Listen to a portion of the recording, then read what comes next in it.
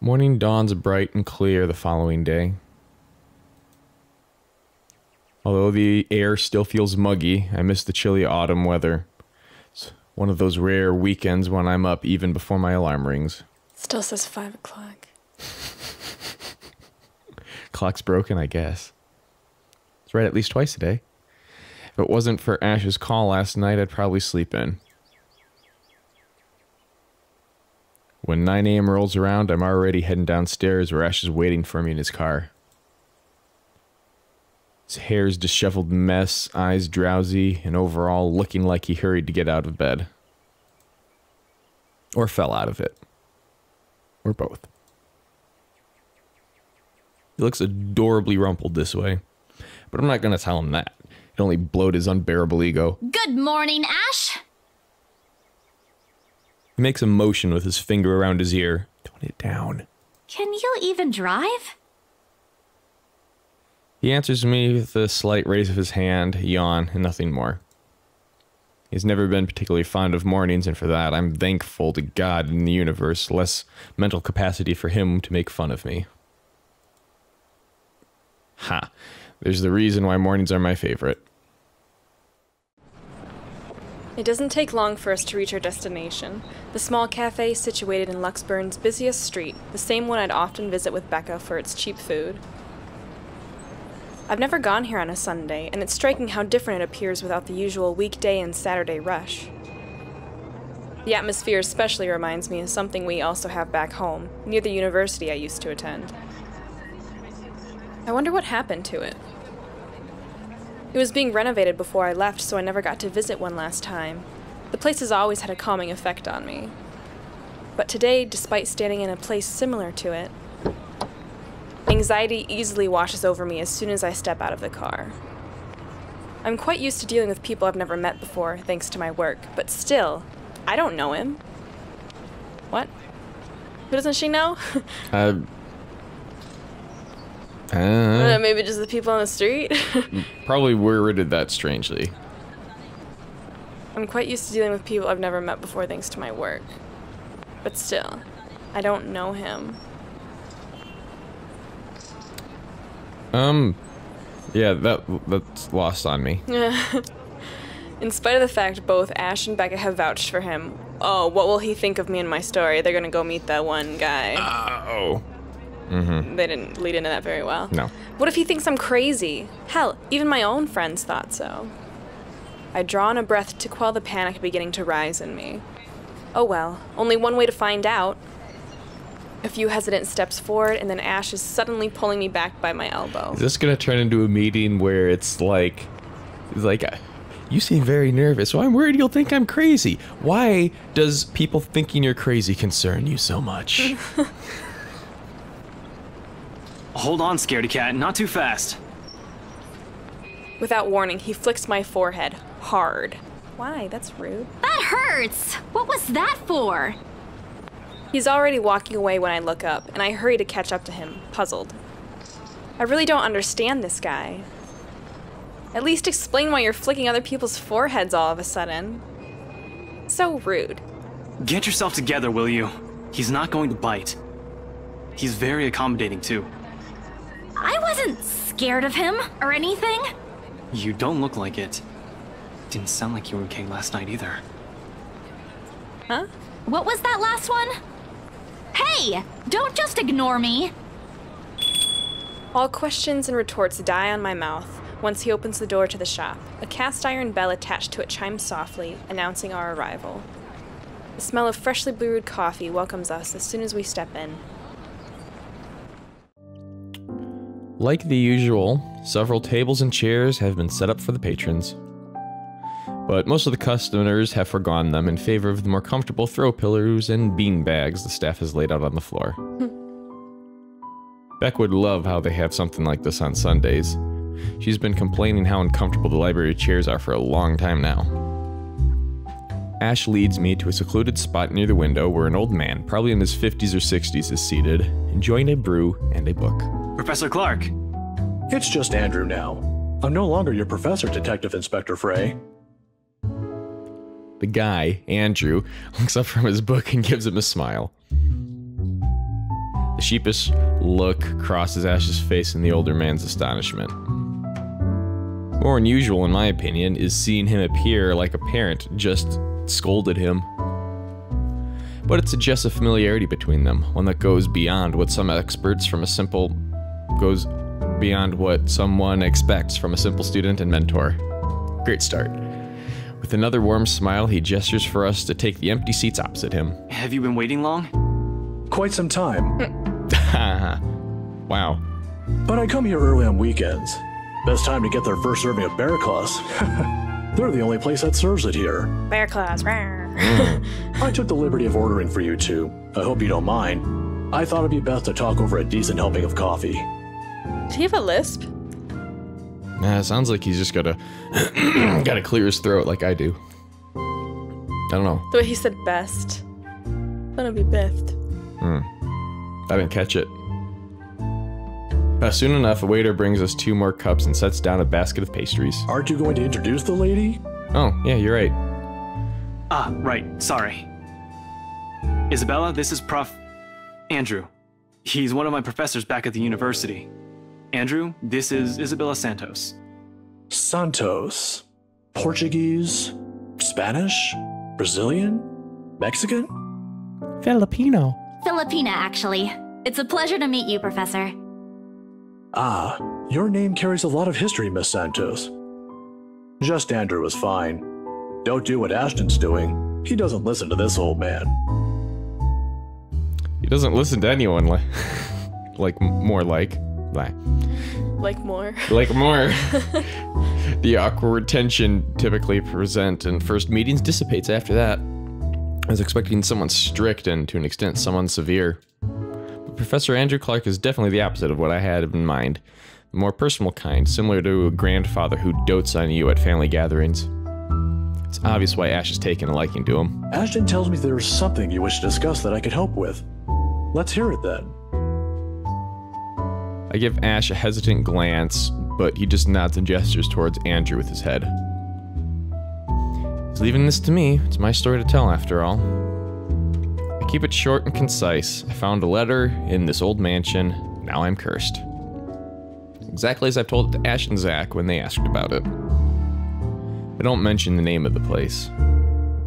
No use saying it now that someone else legally owns it. No use dragging other people into my problems. I'm sure it's that letter I found. But I don't know anymore. I just want to know how to escape this nightmare. Of course. We're talking about the one in Anselm Village, aren't we? How did you... Don't look so surprised. There's only one place popular enough here if we're going to talk about hauntings. I once had a colleague who wrote about it and the urban legends surrounding the place. Years worth of study, but fascinating. It's a shame he passed away at such a young age. He would have done a much better job at explaining topics like this one compared to me. He's dead? Suspicious. Ashton here might disagree, but it's an interesting topic in sociology, if you care to have an open mind. Studying the science and theory behind it is completely different from outright believing in it. You don't believe in those stories, sir? Now, this isn't a question of belief. All I'm saying is things like these speak a lot about a place's culture and history. For some reason I had a feeling he'd And go it's this not way. just limited to ghosts. Monsters, gods, you name it. Even you, Miss Santos. What about me? How you respond to these stories. It tells a lot about you and your upbringing. In the same way it tells me why our detective inspector here finds such topics absurd. Interesting, isn't it? My head is starting to spin from all this. I somehow thought it was going to go this way. I'm not the smartest person around, but I understand what he's trying to get at, I think. It's still too much to take in at once. I look to ask for help, but his eyebrows are drawn in a frown.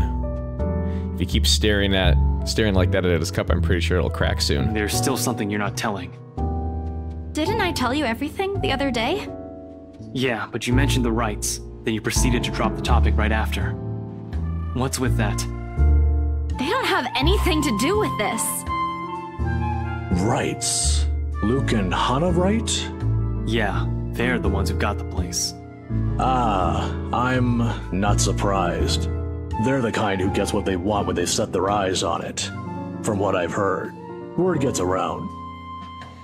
A heavy sigh escapes my lips. Popular or not, they're just my clients, albeit a little pushy, but just clients, end of story. I wish he'd stop pestering me about them. I don't even remember what they were talking about the other day. I'd just go with the top one. No, you're trying to help. Yeah. This seems in character for her to just be like, shut up! Yeah, it's annoying. Agreed. I know you're trying to help. What is it again that Becca does when dealing with a particularly difficult child? The pesky, annoying kind? I wish I could remember. You're certainly use the same trick right about now. Ashton, look here. I know you're trying to help, but the deal's almost already closed. The papers are being prepared. Once it's done, it's over. I'm just their agent. And when is that happening? When what? Is there even a purpose to this line of questioning? Your working relationship with them. When's it going to end? About a week from now? It depends on how long the papers will take, but they want us to rush it. Really? You're absolutely sure about that? Yes, really. Unless they want to buy a house again and want me and Rose to be their agent. If yes, then I don't see a problem with it. Why are you being like this, Ash? Explain what you're thinking instead of just I don't being understand. a dick. Now stop annoying me about it. Don't accept it. Don't What? accept their Why? offer? It's my job. Don't accept the closing? Explain yourself. You're just being a dick right now. Oh lord, even my younger siblings aren't this difficult to deal with. And then again, Ash is far from a younger sibling to me. If you could only spell it out, surely I'd understand. We wouldn't even have to talk about it right now. That's how it is, right? Find an even ground. Talk about it like the adults we are.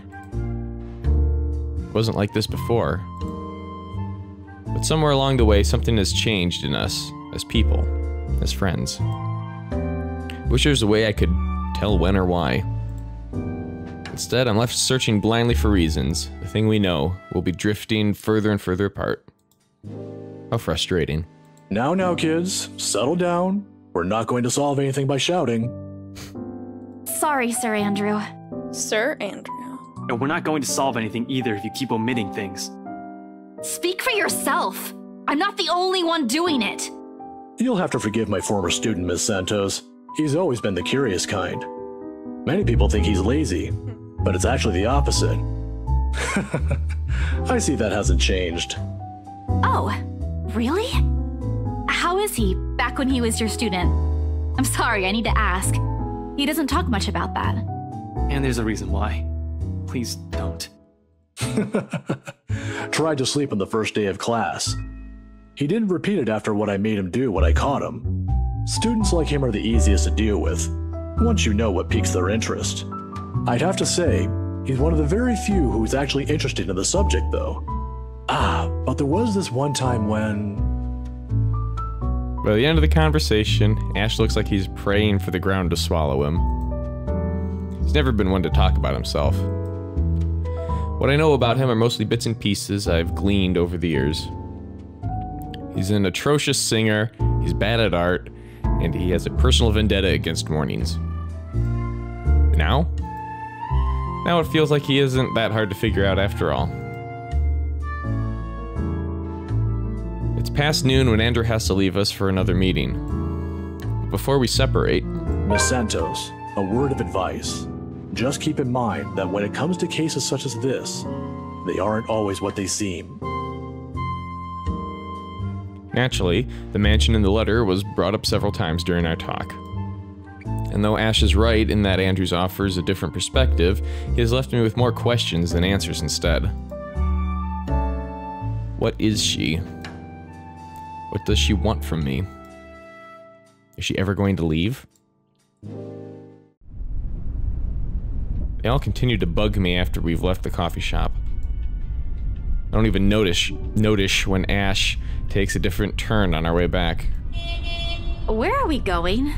You can drop me off at the park. Guess. You have 3 chances. Movie theater? I'm serious, Ash. Where are we going? He doesn't answer, but shortly, he stops his car in front of a small, nondescript food stall a little ways away from the movie house. If I wasn't paying closer attention, I would have missed it without a doubt. He motions for me to wait as he gets off the car and walks in its direction. Sheesh, if you want to buy something, just say it. No need to make yourself look mysterious. Makes you look more like a dork than cool. The wait isn't long, however. Soon, he's walking back, holding 2 fish-shaped cones in both hands. Ice cream? Parfait? A cross of the two? By the time he's back in the car, I've given up any effort to figure out what he bought. Not that it looks bad, it's actually quite cute. Here, take it. I have to move my head back a little when he thrusts it at me to avoid the ice cream and the fruit toppings from ending up in my nose. What's this for? My. Oh. My arm's getting tired. 5, 4, 3, 2. The wary glance, I take it off his hands. I still don't understand why there's a need for ice cream today. Nevertheless, I take a small bite. It's actually pretty good. Must have shown on my face because he chuckles as soon as I take another one. Saw the place open the other day when we watched Zach's movie. Thought I should give it a try. It doesn't seem like a bad place to get food from time to time. And you're giving me free ice cream because... Do I need to have a reason? Are you really going to ask me that? Here's the thing with Ashton Frey. He does not just treat anyone to free food because he feels like it. He's that much of a Scrooge. Hell, he even asked me to teach him how to haggle once. Haggle? Of all the people who'd ask me that. I'd have expected such requests from Becca, but Ash? Not at all. If I'm going to be honest, he looks a bit constipated with that expression on his face right now. I think he's starting to regret ever buying this. The other day? The movie with Zach and Rebecca? Rebecca's there, yeah, I think so. Yeah. Anyway, during the movie, we, that's to say, we... Shit. Should have written down something first. Oh, you... Poor fool. Yes. Let's go with that. Get to the point, Ashton. Stop being a bitch. Right. I'm sorry. He's being a bitch. Say sorry. What? Not I'm sorry for, not getting to the point. I'm sorry for the other day. I got carried away. I said things that upset you. I shouldn't have done that. I'm sorry. Oh, okay. Okay? That's all? That's all you're going to say? You're not still angry, are you? You didn't have to buy me anything. A simple sorry would have been enough. I bite into the cone again, a small attempt to keep myself occupied and relieve the heat crawling up my face. It doesn't work, but at least I don't have to look at him. Why I'm feeling embarrassed over an apology, I have no idea. It's not like it wasn't called for. They were being mean, especially him. And in that fraction of a second, it hits me. He skipped his day off just for today. I should be the one apologizing and thanking him.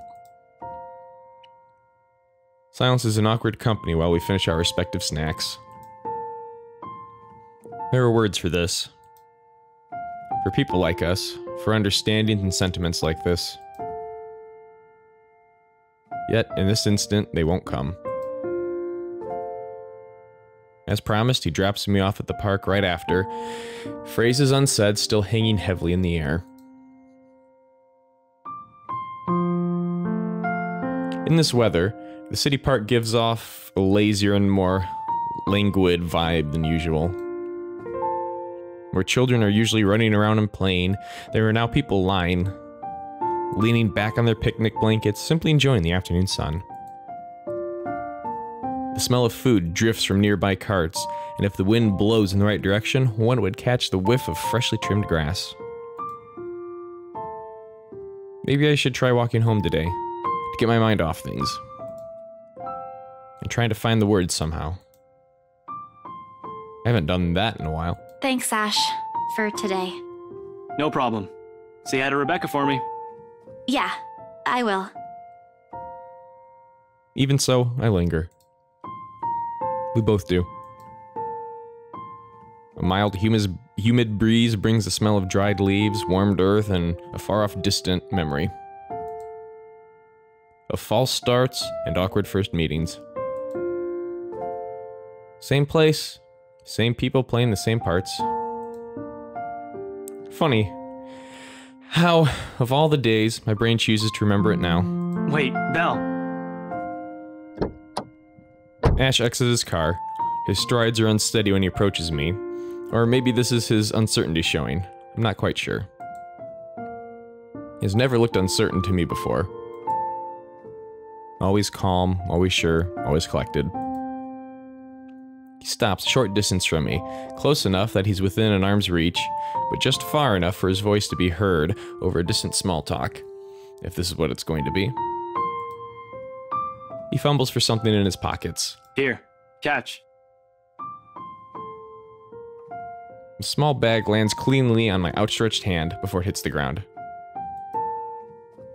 I raise an eyebrow at him, and he responds by shrugging and stuff both his hands back to his pockets. Somewhere to the side, he finds an interesting spot to look at. Sometimes you have to wait, Papa said long ago. For once, this time, I listen. His voice is halting, hesitant, when he finds it again. My mom used to make me carry around one of those when I was young. To ward off evil and bring you luck, she said. I don't believe in this stuff now, but if it makes you feel safe since you're a total scaredy cat, then I guess it's okay to give you one to carry around. Way to be sentimental and a dick at the same time. Perhaps at the moment, there aren't any words for it. Never been good with those. Top one. You're not bad after all. You can be nice when you're trying. Because the top one sounds, even though it's weird, because like the bottom one is like, you can be nice when you're trying, so when he's not trying, it means he's not nice. But the top one, like, oh, you're not so bad after all. I don't know. Okay. I wouldn't say either of them, but What would you say? probably the top one. 'Cause the bottom one's like, oh, you're not a dick right now.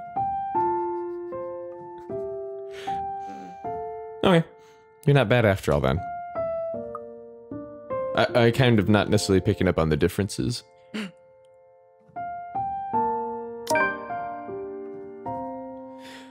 Kiss. I close the short distance separating us, Kiss. and lightly, in place of phrases one could spin together or answers too early to seek out, She's I lean gonna over. kiss his cheek. Yeah. I give him a little peck on the cheek. The touch is short, fleeting. The kind that speaks volumes of boundaries we don't often cross as friends. Nevertheless, the thought is there. It lingers. In the gentle autumn wind that pauses, in the empty space separating us when I step back and look up at him with a smile. It's easy to express gratefulness this way, isn't it? At least with my own family, that's the case. For the two of us, I'm not quite sure. Did he understand? After all, gratitude is considerably harder to put into words when you've spent the latter half of your friendship teetering between good-natured jests and ruffling each other's feathers. Seconds pass before he clears his throat. His face has gone remarkably red. Whether from the heat or something else, I can't quite tell. But he understands. I know he does. Because the smile on him when he finally meets my eye is the gentlest I've seen him show. I, gotta go. Got some reports I forgot to file the other day.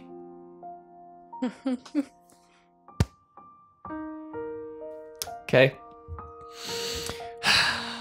Yeah, see you around. Thanks for the ice cream and the charm. Don't lose it. You won't find one here again if you do. I won't. I might move like I have 2 left feet, but I know how to take care of my own stuff. I'm not a total klutz. I know. In Belle? Remember that one time? Devlin Court? Oh, I do, with all the clarity in the world. You... At the time, when we... What I'm trying to say is that you can rely on me if something, anything happens. Not the exact same thing, of course, but you get the idea. I'll be around. I'll keep that in mind. You're not that bad after all. Before leaving, he waves at me one last time. The next time we talk, we'll be back to the way we are. So at the end of the day, that's how things have always moved between us. What we're familiar with, what we're comfortable with. But for all that, it's always easy to put my own faith in him. I just hope I can keep them safe. Keep him safe. Light wind blows again, sending dried leaves swirling and the distinct smell of earth into the air. For the first time, the sunlight feels less harsh. Maybe a walk is good. I need to visit the grocery too. Come to think of it, wasn't there an art store that opened recently near the park?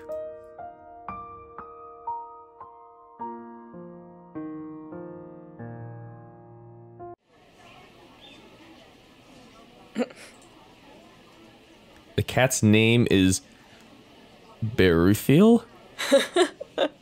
It's really random. Or at least that's what his collar says. Did we miss something? It's an odd name to give a cat, in my opinion. But it speaks grace, much like the one that carries it. It shows the way he swishes his tail and his eyes follow my hand's every movement. What? Did we like black out? I'm not sure why what he finds fascinating in me, to be honest. I wasn't the very picture of grace when he found me, after all. It was a bad idea carrying 2 heavy bags of newly bought art materials and groceries without help or a sure ride home. In hindsight, perhaps I shouldn't have bought all of these at the same time. I didn't even make it past the park. And now I'm suffering underneath the glaring sun, hunched up on a bench and drenched in sweat in the company of a cat, curiously watching my every movement. I hope it stays where it is. It's just a black cat, but back home, they're considered ill omens. Don't look at me like that. I can act graceful as well if I want to.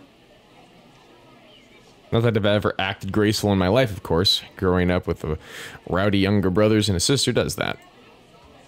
Or maybe it's the opposite. Mom used to call me a little troublemaker before. Well, graceful or not, there's no use moping. A short breather and then I'm off home. Besides, it isn't like the company's bad, even if it's a cat, as long as it doesn't bite or crosses my path. Well, where's your owner anyway? He has one, doesn't he? An owner? That's what the collar's for, isn't it? A bandage is wrapped on one of its paws, though. I wonder what happened to it. Did he run away? Well, if you don't have one, I won't be able to take you in. My apartment doesn't allow pets. I tried to bring one home before, a cat. Not black, of course. And Rebecca threw a fit before the landlady could. I take a small packet of sweets from one of the bags beside me and pop it open. As I'm about to put one in my mouth, he meows. My hand stops. Do you want one? I'll give you chocolate and you can die. He doesn't meow again as I'm expecting him to, but I take his unblinking gaze as a yes. I shift the piece to my palm and hold it out to him warily. He sniffs it once, twice, Bite her hand. before... Oh. Like a good, properly trained pet, Brufield responds as soon as he's called. Recognition comes as soon as my head snaps in the direction of the voice. Miss McCulloch is hard to miss. What with her height. I'm sorry. Did my cat hurt you? Miss Santos, was it? I'm surprised to see you here. Nice to meet you again, Miss McCullough. McCulloch. Were you harmed in any way? I'm sorry. Bruthiel's not exactly fond of other people. Even run away from the veterinarian right now. Oh no, he was just sniffing my hand earlier. My Bruthiel's a she. She? All this time? I thought... The pause in conversation, if this can be called one, is uncomfortable. We're merely two people working different jobs for the same client. Frankly, meetings like this don't happen a lot. If it does, a simple nodding of heads is enough. Still, trying to be friendly wouldn't hurt, right? Talk about the job. Not the cat? Did you see how snappy she was saying, it's a girl? No. Yeah, no, I definitely caught up. It was like she got really angry and defensive about her cat's... This is very strange. Yeah. Gender. Alright, yeah, talk about the job. I'm just curious about your work. What about it? There's something guarded in her expression at the mention of work, but I pushed through with my question. I just want to know how it is to work on a house like the Ermengarde Mansion. Is it hard? I guess she wasn't expecting a question like that. If the way her eyebrows shot up tells me something. Because of its age? I wouldn't say it is. It is a challenge, considering the factors me and my team have sought out. But it's a good project. A breath of fresh air from what I usually work on. And I have a good team. Look at her Those smile. original fittings, though. It might be old, but the architecture is magnificent. I'm sure you've seen the stained glass windows in the foyer. Oh, I can already think of so many things I could do with it. But of course, my team will have to double check for necessary repairs here and there. That's probably for the best. It's easy to break some key elements with a rush restoration job, and who knows what other hidden issues there might be underneath. People can be so careless. I'm sorry, I spoke too much. No, it's okay. You seem to really love what you're doing. It's not really like that. I'm just lucky to have found work in an interesting field. Anyway, Bruthiel's due for her visit to the vet. Nice talking to you, Miss Santos. I wish you luck with what you're planning to work on. It seems like a big project, too. She gestures with her head towards the bags, the ones filled with stuff I've recently bought from the art store. It's a project for a friend, actually. All the same, good luck. I watch her as she leaves, though she stops shortly before crossing the threshold separating the park and the street. She faces me again, looking like there's something she's forgotten to say. By the way, about the Ermengarde Mansion, with my clients, it's the rights, I mean. I hope you don't mind me asking, but has the deal been finalized? There's still a few papers they need, but the house is more or less theirs now. Ah, thank you. That's all I needed to know. Wait, about the mansion, the letter. The same one they saw. Whoever she is, she's asking for help. Someone. I want to tell Miss McCulloch that the urban legends aren't just legends anymore. They're real. She's not gonna believe me. Don't mind me. I need to go too. Have a good day, Miss McCullough. I hasten to pick up all the bags I've left on the bench and ran as far as my legs can take me. In that moment, what I'm carrying in my hands weighs far lighter than the overwhelming guilt trying to consume me. Home. I want to go home. Anywhere where I won't be reminded of the house. Of her. Of my own cowardice. The food tastes less appetizing tonight. A pity. One would think that someone who had been on a continuous binge of instant noodles would find a home-cooked meal enjoyable. But it isn't. Hunger isn't what is gnawing at me tonight. Neither are my sore muscles. The TV runs loudly in the background, but what it says barely registers in my brain. It's hard when things you're trying to forget keep returning to the forefront of your mind. It distracts you, eats at you, devours you. I wish this would stop. I wish I wasn't the one who picked it up. I wish it was somebody else. In other local news, a woman was found dead in her home yesterday evening. Oh. Luxbourne police officials are currently investigating the crime scene, but has classified the case as homicide. Huh? The victim, identified as Rose Pamela Cooper, 33 years old, working as a real estate agent. No. Rose? Discovered lying in a pool of blood in her two-bedroom flat with the words "help me" repeatedly. She never sent a letter, did she? Did she see the letter? No. Did we? Who saw it in the house? I thought she just handed it to us. You're right. Like we dropped it. It was the She other didn't. three. Yeah, she didn't look at it. The others, Right. the three, the Wrights and McCullough saw it, and then our three friends at the movie theater. She didn't, because we didn't show it to her. Right. Because we could have, but we're like, no, it's not right. What if it's backwards this whole time? It's the ones we don't show it to die. Uh-oh. That'd be literally everybody. No. No. This isn't what I want. Well, no shit. This isn't supposed to happen. None of this is supposed to happen. No one's supposed to die. Those are just stories, right?